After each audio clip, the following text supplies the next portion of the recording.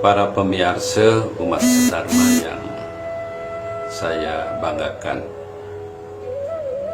pada pagi hari ini saat Brahma Muhurta, perkenankanlah saya mendiskusikan tentang pentingnya mencantingkan nama suci Tuhan, atau yang dalam Nawa Wida Bhakti itu 9 jalan bakti kepada Tuhan pada Ide Sang Hyang Widiwasa disebut dengan nama Semaranam. Mencantingkan nama suci Tuhan ini merupakan anjuran dari kitab suci Weda dengan tujuan untuk mendekatkan diri kepada Tuhan,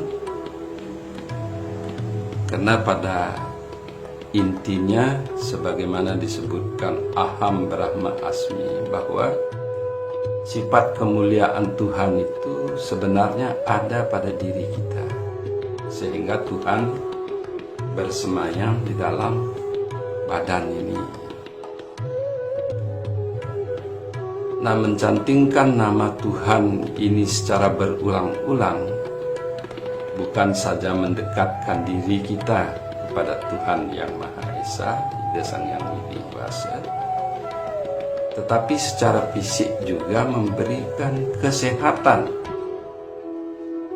kejernihan berpikir, kekuatan pikiran. Inilah yang paling penting, ya.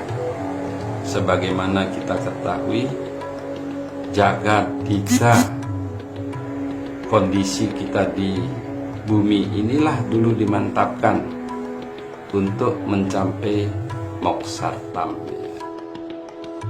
Para semeton sami, saya ingin menceritakan kisah yang ada di dalam Mahapurana yang terkait dengan Ramayana, terkait dengan mencantingkan nama suci.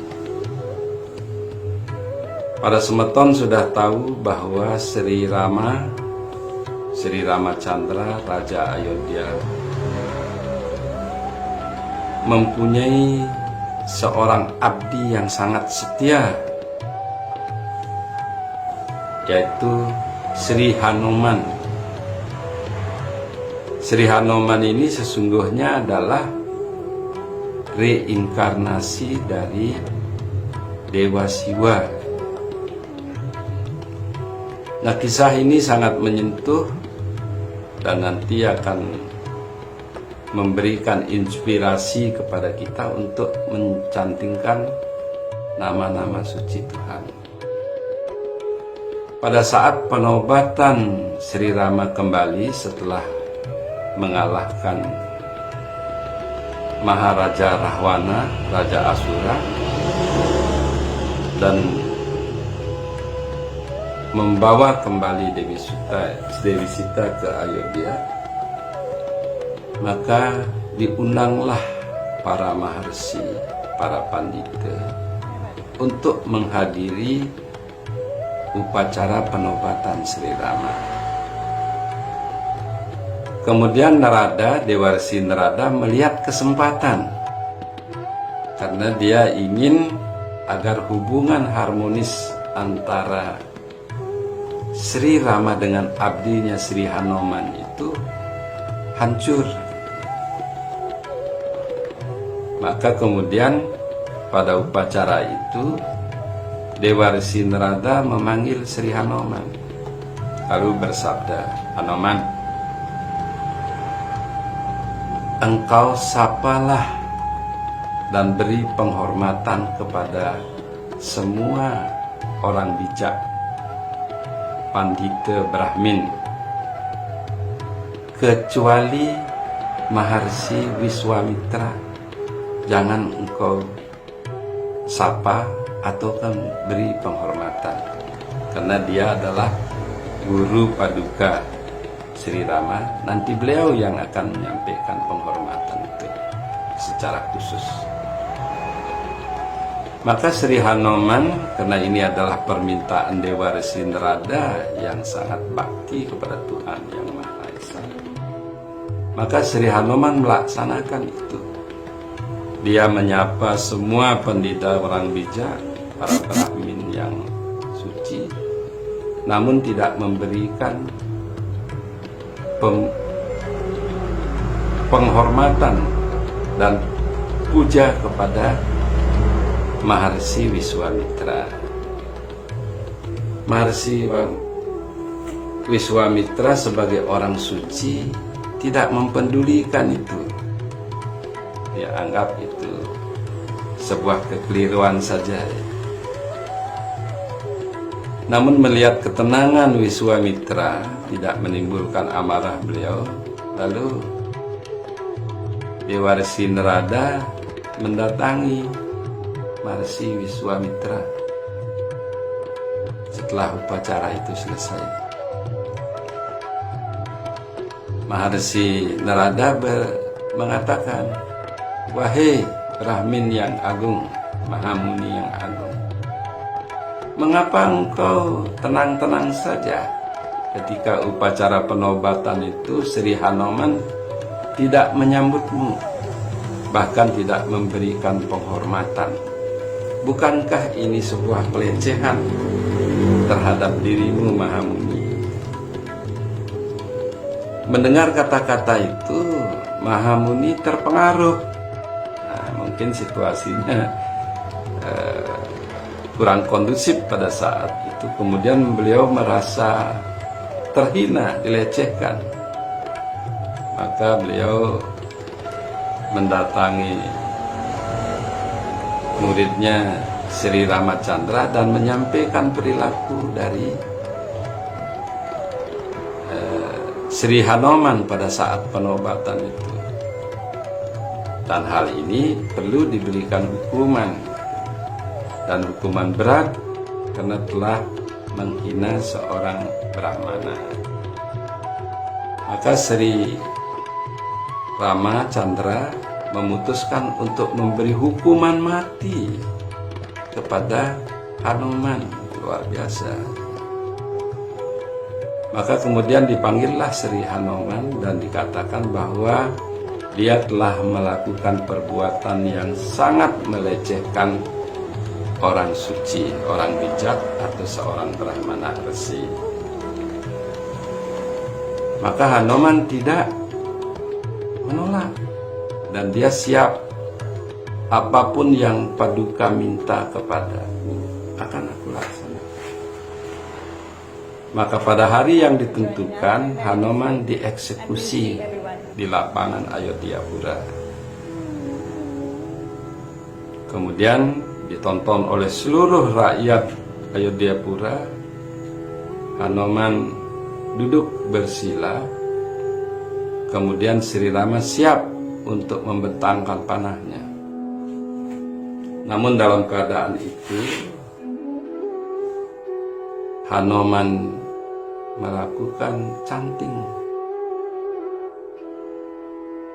mengulang-ulang nama Rama. Rama-Rama, hari-hari, hari-hari, Rama-Rama. Selalu dia cantingkan itu secara beruntun. Maka ketika panah itu dilepaskan oleh Sri Rama kepada tubuh Sri Hanoman, tidak satu pun mampu melukai. Seperti memanah batu yang sangat keras, sedikit pun dia tidak terluka.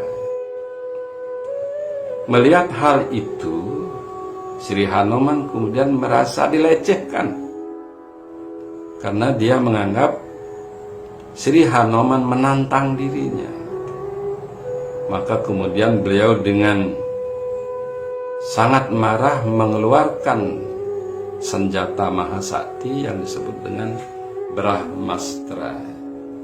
Brahmastra ini tidak pernah satu pun bisa selamat, bahkan termasuk para dewa tidak mampu menghadapi senjata sakti. Maka dibentangkanlah dan diarahkan kepada Sri Hanoman. Melihat senjata sakti ini, maka Hanoman semakin taat dan setia mengucapkan nama suci Rama. Hari-hari Rama, Rama-Rama, hari-hari. Terus dilakukan itu. Nah, ketika dilepas Brahmastra itu pun juga tidak mampu membakar Sri Hanoman. Sri Hanoman tetap saja utuh dan tidak satu pun bulunya terbakar. Melihat hal itu, Sri Ramacandra terperanjat. Apa yang terjadi sesungguhnya? Wiswamitra pun ikut berdiri. Apa yang terjadi?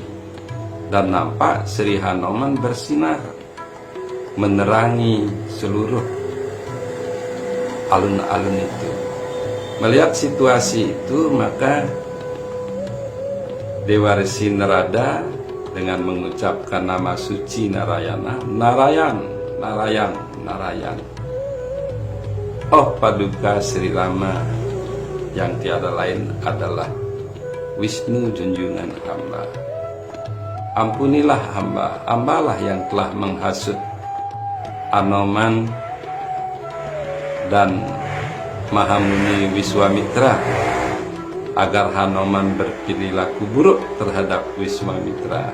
Maafkanlah kesalahan hamba ini yang telah membuat Paduka memberi hukuman kepada Hanoman.